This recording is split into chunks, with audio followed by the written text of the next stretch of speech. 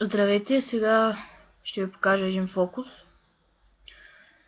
който, както виждате от заглавието, се казва карта между двете червени дами. За целта ще ми трябва на обикновено тесте. Няма значение какво е тестето. Взимаме го, отваряме. Така, ето, тестето е съвсем обикновено. Така, сега ще трябва да отделим двете червени дами.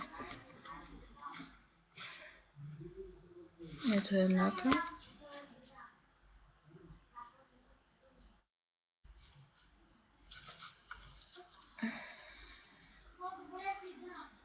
Ето е другата.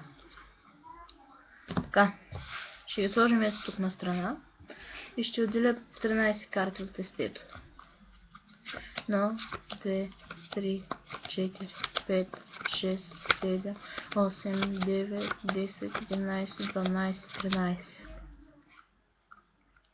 И тази част от тестото ще оставя тук. Взимам тези 13 карти. Подканвате зрителя да се избере една от тях. Примерно той избере ето тази.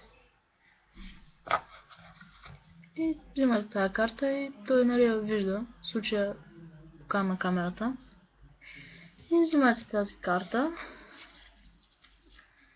и разбърквате в тестето.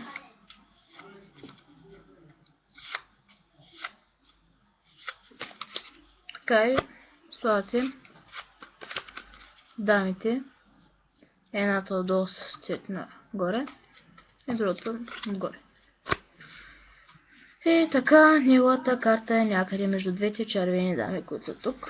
Логично, едната е отдолу, другата е отгоре. И сега ще кажа заклинанието на английски, защото няма български вариант, поне аз съм чул. Което е Between the two red queens и го казвам по букви. B, E, T, E, E, B, E, E, E, E, N, D, two red Q, O, E, E, N, S. Between the two red queens. Така, разстилате купчинката и картата между двете червени дами. Вадим тук.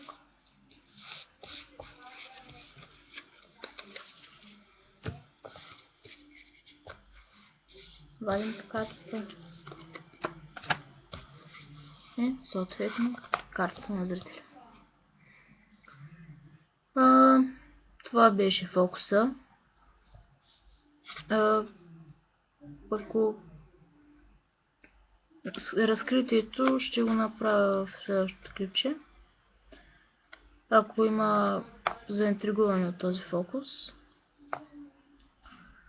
И това беше.